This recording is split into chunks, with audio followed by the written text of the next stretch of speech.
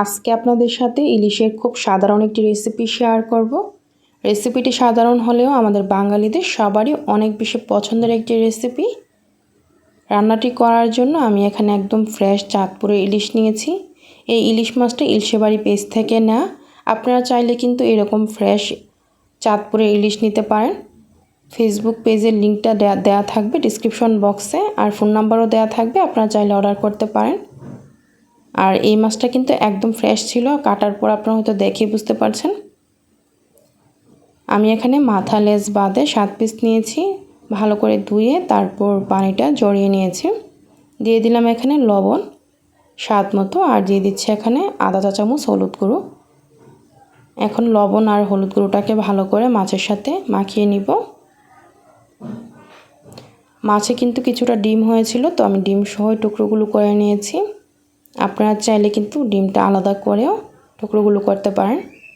হলুদ লবণ দিয়ে মাছগুলো মাখিয়ে নিয়েছি। এখন চলে যাচ্ছে রান্নায়।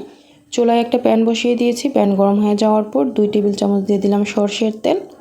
তেলের পরিমাণ বেশি দেওয়ার কোনো প্রয়োজন নেই, 2 টেবিল চামচ তেল দিলেই হবে, কারণ মাছ থেকে কিন্তু অনেকটা তেল বের হবে।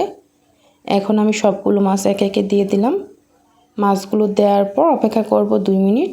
অতিরিক্ত সময় ধরে ভাজার প্রয়োজন নেই, আমি 2 মিনিট পর মাছগুলো উল্টিয়ে দিয়েছি। চুলার আঁচটা মিডিয়াম আঁচে রেখেছিলাম, আর এইভাবে উল্টিয়ে পাল্টিয়ে 3 থেকে 4 মিনিট ভেজে নিলে হবে। অপেক্ষা করছি আরও 1 মিনিট। মোট 3 মিনিট আমি মাছগুলো উল্টিয়ে পাল্টিয়ে ভেজে নিয়েছি। আর এর চেয়ে বেশি কড়া করে ভাজার প্রয়োজন নেই। মাছ থেকে কতটা তেল বের হয়েছে আপনারা হয়তো দেখেই বুঝতে পারছেন। সবগুলো মাছ আমি তুলে নিব। আর এখানে কিন্তু এক্সট্রা কোনো তেল দিতে হবে না। মাছ থেকে যেহেতু অনেকটা তেল বের হয়েছে, এই তেলে পুরো রান্নাটা করব। এখন আমি বড় সাইজের 2টি আলু এরকম লম্বা করে কেটে তারপর ধুয়ে পানি ঝরিয়ে নিয়েছিলাম। আলুগুলো দেওয়ার পর সামান্য পরিমাণে হলুদ আর লবণ দিয়ে দিলাম। চুলার আঁচটা আমি এখন হাইটে রেখে আলুগুলোকে প্রথমে 2 মিনিট ভেজে নিয়েছি। আলুগুলোকে 2 মিনিট ভেজে নেওয়ার পর দিয়ে দিব এখানে বেগুন। আমি এখানে 4টি বেগুন ঠিক এভাবে কেটে নিয়েছি। বেগুনগুলোকে ধুয়ে পানি ঝরিয়ে নিয়েছি। এখন আলুর সাথে দেওয়ার পর ভেজে নিব। হাই হিটে প্রায় 3 মিনিট আমি ভেজে নিয়েছি। আর 3 মিনিট ভেজে নেওয়ার পর খুব সুন্দর একটা কালার চলে এসেছে। 80% মতো সিদ্ধ হয়ে গিয়েছে আলু আর বেগুন।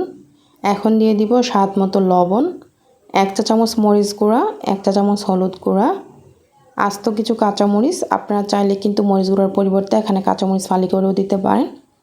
আপনাদের পছন্দ মতো ঝালের পরিমাণটা দিবেন। মশলাগুলোকে একটু ভেজে নিচ্ছি, তাতে করে কাঁচা গন্ধটা দূর হয়ে যাবে।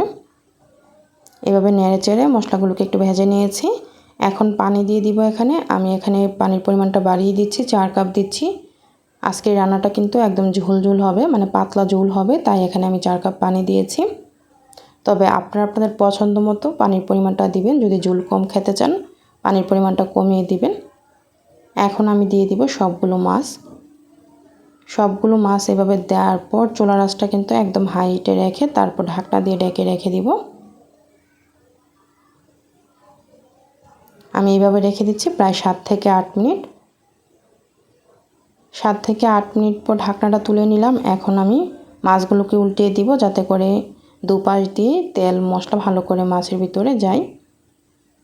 সবগুলো মাছ এভাবে উল্টিয়ে দিচ্ছি। আর এই মাছগুলো যেহেতু একদম ফ্রেশ তরতাজা ছিল, তাই কিন্তু ভাঙার কোনো ভয় নেই। ঢাকনা দিয়ে ঢেকে রেখে দিচ্ছি চুলার আঁচটা মিডিয়াম আছে আর 10 মিনিট। 10 মিনিট পর এই যে দেখুন আমাদের রান্না কিন্তু কমপ্লিট। এখন আমি চুলাটা বন্ধ করে দিব। চুলা বন্ধ করার কিছুক্ষণ পর তেল একদম ভালোভাবে কিন্তু উপরে ভেসে এসেছে। আর এই রান্নাটা ঠিক এরকম পাতলা ঝোল হবে। এইভাবেই খেতে অনেক বেশি মজার হয়। এই রান্না কিন্তু আমরা সবাই করতে জানি, তারপরও যারা নতুন রাঁধুনি এবং ব্যাচেলর তাদের জন্য স্পেশালি রেসিপিটি শেয়ার করা। গরম ভাতের সাথে খেতে অসাধারণ হয়। একদম অল্প মশলায় এই রান্নাটি যারা কখনো করেননি অবশ্যই ট্রাই করবেন। রেসিপিটি যদি ভালো লাগে লাইক শেয়ার দিয়ে সাথেই থাকবেন।